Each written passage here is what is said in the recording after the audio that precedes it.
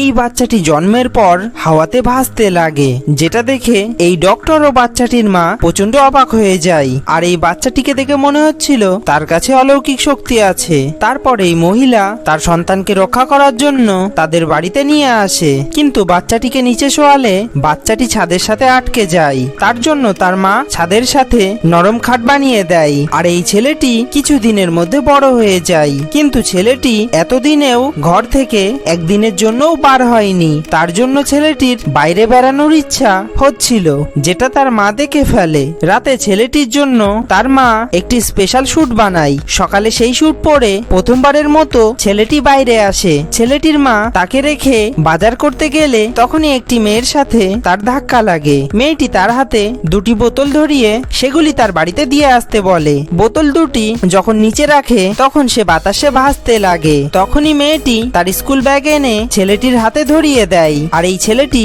একটুর জন্য বেঁচে যায়। আর তাদের দুজনের মধ্যে একটি গভীর বন্ধুত্বের সৃষ্টি হয়। বন্ধুরা, পার্ট 2 দেখার জন্য ভিডিওটি লাইক করে চ্যানেলটি সাবস্ক্রাইব করুন এবং তার সাথে পার্ট 2 লিখে কমেন্ট করুন।